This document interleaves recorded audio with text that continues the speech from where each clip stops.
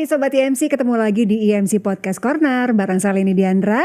Masih dari Rumah Sakit IMC Cikarang. Sekarang saya sudah bersama Dr. Irawan Soekarno ya. Beliau ini adalah spesialis bedah ya dok ya. Iya betul. Oke dok, kita hari ini mau ngomongin hernia. Oke. Hernia tuh kayak bukan nama penyakit ya. Hernia itu sebetulnya suatu kondisi ya. Suatu kondisi Iya. di mana terjadi perpindahan isi suatu rongga ke tempat lain yang tidak seharusnya melalui satu celah atau defek atau kelemahan otot. Oke. Jadi hernia itu kebanyakan orang taunya kan turun bero ya. Iya benar. Hernia itu sebetulnya sebutan suatu kondisi, bukan penyakitnya. Tapi kalau mau lengkapnya, hernia inguinalis, hernia umbilikalis gitu. Kita sedikit kenalan dulu sama si hernia ini ya. Yang ternyata tuh banyak terjadi di usia tua, tapi juga bisa terjadi di usia muda. Jadi sekarang ini kan mungkin karena lifestyle ya. Iya. Banyak orang-orang yang masih usianya muda, ya ikut nge-gym gitulah ya. Nge-gym, angkat-angkat beban berat gitu kan. Ya itu juga salah satu pengaruh bisa menimbulkan terjadinya hernia. Di mana terjadi kalau nge-gym angkat-angkat beban berat itu kan terjadi peningkatan tekanan dalam perut ya. Nah itu salah satu penyebab terjadinya hernia juga itu. Oh, saya pikir hernia itu juga penyakit bawaan dok. Soalnya ada beberapa teman saya yang cerita gitu ya.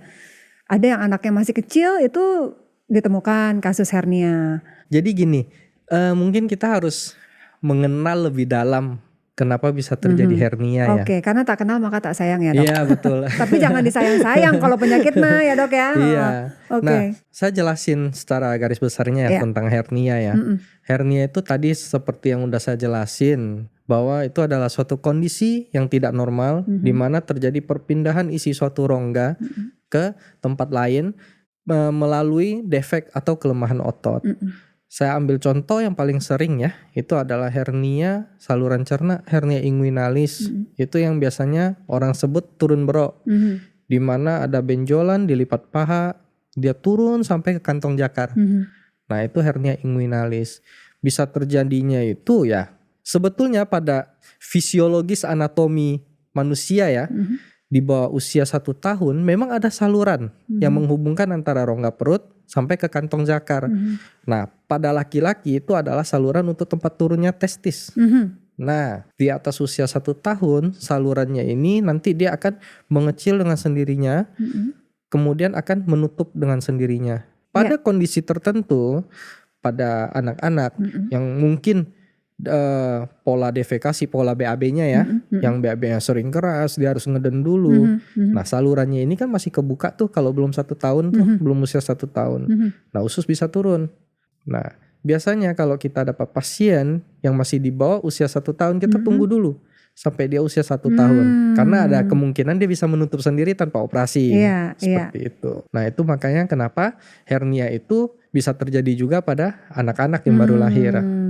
Kalau kita hubungkan tadi ya dok ya, yang dokter bilang salah satu penyebab dari hernia itu adalah banyak karena buang air besarnya susah sehingga harus mengedan. Kemudian tadi juga di usia tua angkat-angkat beban yang mungkin juga mengedan akhirnya ada tekanan gitu kan.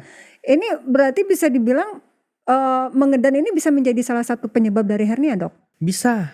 Jadi intinya yang bisa menyebabkan hernia adalah peningkatan tekanan di dalam perut.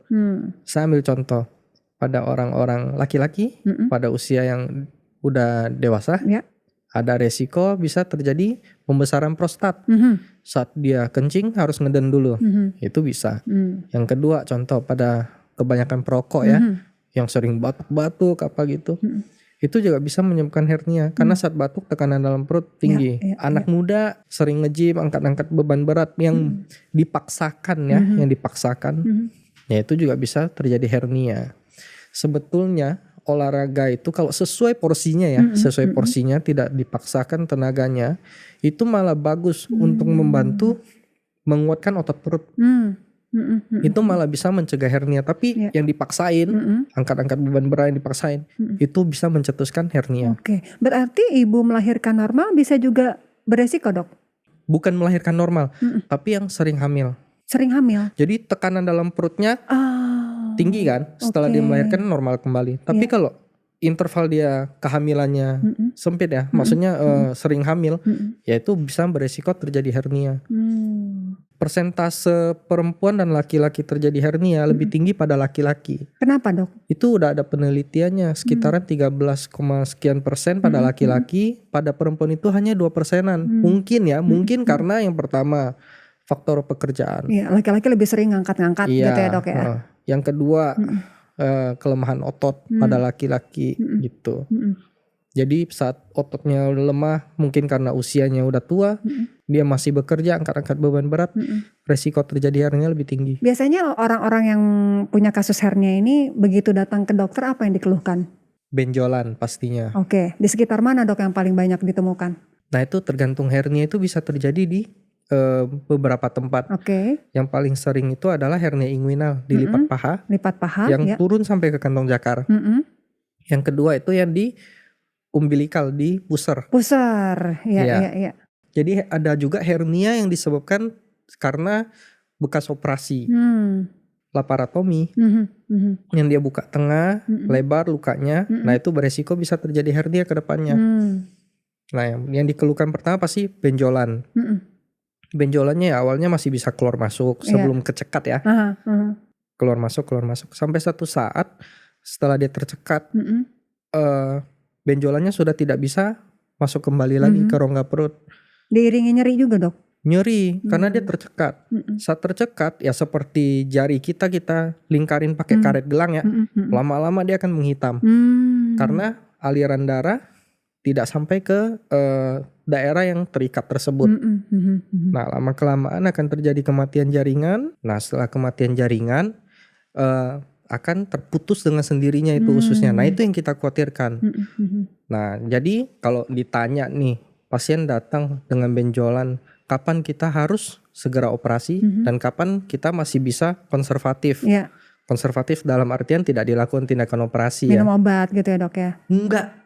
Hernia itu tidak bisa disembuhkan dengan obat-obatan. Oh gitu dok? Enggak bisa. Jadi kalau tanpa operasi apa tindakan konservatifnya? Konservatifnya itu hanya dengan menggunakan sabuk hernia. Oke. Kita mencegah di mana kita tekan di tempat yang ototnya yang lemah supaya ususnya tidak keluar lewat tempat yang lemah tersebut. Tapi kalau di daerah lipatan paha ada dok alatnya? Ada sabuk hernia. Iya, ada sabuk hernia yang ada bantalannya. Tergantung dia kiri atau kanan. Ada yang sebelah.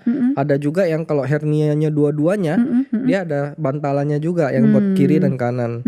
Itu konservatif. Nah, saat dia sudah terjadi cekatan, di mana dia ada keluhan nyeri, benjolannya tidak bisa masuk kembali, kemudian tidak bisa BAB, tidak bisa kentut, itu udah indikasi harus segera dilakukan tindakan operasi. Ususnya udah kejepit artiannya. Jadi yang harus dipahami, saya mau garis bawahi ya, tidak ada obat-obatan yang bisa mengobati hernia. Tidak boleh diurut-urut juga kan. Kebanyakan orang ada benjolan nih diurut nih kan. Itu hanya akan memperparah kondisinya. Jadi tidak boleh diurut dan tidak ada obat-obatan mau herbal mau obat-obatan dari siapapun itu tidak bisa mengobati hernia. Kecuali kalau kita mau nutup defeknya ya dengan cara tindakan operasi. Iya. Nah kalau sudah masuk ke tindakan operasi nih dok ya, ada nggak sih dok kalau hernia itu lebih ke tindakan operasi besar atau bisa dilakukan minimal invasif? Hernia itu sekarang udah bisa kita perlaparoskopik. Perlaparoskopik bisa, kita open juga bisa. Open kan yang berarti yang konvensional ya, yang cara lama. Itu tergantung dari apanya dok? Apakah tergantung dari posisinya? Misal kalau di pusar harus operasi besar misalnya gitu? Enggak, tergantung dari besar defeknya. Besar benjolannya. Kalau yang terlalu gede kita nggak bisa lakukan perlaparoskopik. Karena di dalam perut itu berarti defeknya tempat yang otot yang lemah itu luas berarti. Benjolan yang gede itu kalau hernia sampai sebesar apa sih dok? Saya pernah dapat yang sampai ukuran benjolannya sendiri ya. Di atas 20 cm diameternya. Gede dong? 20? Gede banget. Handphone ini lebih kali ya dok ya? Lebih ya? Lebih. Wow. Bisa 2 kali lipat handphone itu. Bisa sampai seukuran itu dok ternyata? Aku pikir karena kan kalau kelihatan dari luar ya benjolan kan hanya sebesar gini mungkin ya dok ya. Tapi ternyata di dalamnya bisa lebih besar dari itu. Ususnya yang keluar banyak, otomatis benjolannya akan besar. Besar juga. Dimana apalagi kalau ususnya udah kejepit, dia kan akan udem tuh, akan bengkak tuh ususnya tuh. Itu juga memperbesar ukuran benjolan tersebut. Tapi pasca bedah, pasien bisa melakukan aktivitas lagi atau ada apa namanya kondisi tertentu yang harus dibatasi? Saya selalu edukasi ke pasien-pasien saya yang operasi hernia. 3 bulan pertama itu tidak boleh sama sekali angkat berat. Gak boleh angkat berat ya? Sama sekali? Sama angkat sekali. berat tuh yang masuk kategori berat tuh berapa kilo dok? Saya selalu kasih patokan ke pasien-pasien itu. Kalau seandainya kata kita mengangkat sesuatu beban, otot perut kita terasa kencang, artinya itu udah berat. Kalau cuma angkat HP kan, ya effortless ya sebutannya. Gak sampai ke otot perut gitu ya dok ya? Ya itu masih oke. Aktivitas sehari-hari masih bisa dikerjakan kecuali tidak boleh mengangkat beban berat. 3 bulan pertama. Kenapa? Karena saat tindakan operasi, setelah selesai kita memotong saluran hernianya, kantong hernianya kita potong, kita ikat. Nah, akan dipasangin hernia mesh namanya. Yaitu bentuknya kayak jaring-jaring. Berfungsi sebagai penguat otot dinding perut. Nah, itu akan menimbulkan jaringan parut. Kayak kalau kita luka kan ada jaringan parutnya ya. Ya seperti itu juga. Karena itu adalah benda asing yang kita tanamkan di badan. Jadi badan kita akan berespon menimbulkan reaksi peradangan. Nah, itu yang kita harapin untuk jaringan parutnya ini kan keras nih. Bisa membantu menutup defek otot dinding perut tersebut. Nah, itu kurang lebih butuh waktunya 3 bulan. Kalau olahraga gimana dok? Olahraga ringan. Asalkan tidak mengangkat beban gitu? Iya. Kalau mau berenang silakan. Mau jogging silakan. Tapi yang disarankan itu adalah jalan sehat ya. Jalan sehat ya? Iya, bukan jogging yang lari-lari itu. Jalannya bukan yang, maksudnya bukan lari, tapi lebih ke jalan cepat masih oke lah. Jalan gitu ya, santai, jalan sore gitu lah. Sehari setengah jam itu kan udah cukup untuk aktivitas. Jalan cantik. Jalan cantik. Yang sambil selfie gitu ya. Tapi setelah bedah tuh memang bisa sembuh total ya dok ya? Nggak akan ada ini lagi? Resiko dia untuk muncul kembali selalu ada. Tergantung dari bagaimana pasien merubah lifestyle-nya dia. Lifestyle yang bagus tuh seperti apa untuk mencegah? Contohnya ke perubahan lifestyle yang harus dilakukan itu yang pertama, kalau untuk dia sebelumnya sering angkat-angkat beban berat, itu udah nggak boleh 3 bulan pertama. Setelah lewat 3 bulan pun itu harus dikurangin. Yang kedua, kalau dia sering batuk atau ada masalah paru, harus segera diobatin. Yang ketiga, karena bisa micu lagi kalau batuknya berat. Betul. Yang ketiga, kalau yang ada masalah prostat, segera ditanganin prostatnya. Seperti itu. Nah, yang keempat, untuk makanan itu harus yang tinggi serat dan banyakin minum air putih. Biar nggak ngeden, biar nggak susah BAB-nya. Biar saluran cernanya lancar, sehat, bersih gitu. Itu aja ya dok ya? Iya. Ternyata ya. Ternyata tuh si benjolan ini, dari satu benjolan ini banyak juga PR-nya dok ya. Benar. Yang harus kita lakukan ya. Terutama buat laki-laki nih yang suka angkat-angkat berat ya. Biasanya kan kalau di rumah bapak rumah tangga. Iya, galon ya kan? gitu ngangkat kan. galon lah, ngangkat gas lah, apalah, itu ternyata harus hati-hati juga ya. Terus siapa dong dok kalau bukan bapak-bapak yang angkat-angkat? Sekarang kan udah canggih tuh, kalau umpama galon atau gas itu kan udah ada yang totakan, ada rodanya gitu kan. Oh iya. Itu. Tapi kalau rumahnya gede, ngangkatnya dari pintu depan sampai itu pakai roda itu kan bisa, tinggal didorong. Iya. Kata dokter itu masalah Anda, bukan masalah saya. Oke, Dokter Irawan makasih banyak ya. Iya, ini sama-sama. benar-benar informasinya sangat-sangat bermanfaat sekali, saya yakin buat sobat IMC ya, tentang hernia. Jadi memang harus diwaspadai juga. Emang sih kesannya benjolannya kecil, tapi itu sakit loh rasanya loh. Ya apalagi laki-laki nih. Dan ternyata bukan cuma usia tua, usia muda juga harus sudah waspada ya.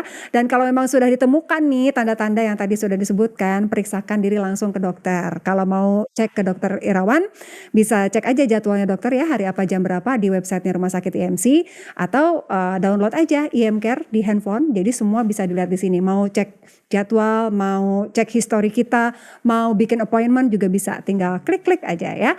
Terus jangan lupa juga untuk follow semua sosial media Rumah Sakit IMC untuk tahu lagi ada kegiatan apa sih, lagi ada event apa sih di Rumah Sakit IMC ya. Follow Instagram, TikTok, dan subscribe channel YouTube kita supaya bisa tahu ada yang baru apa lagi sih, ada dokter siapa lagi sih yang ngobrol sama saya di IMC Podcast Corner. Oke, jadi jangan lupa subscribe.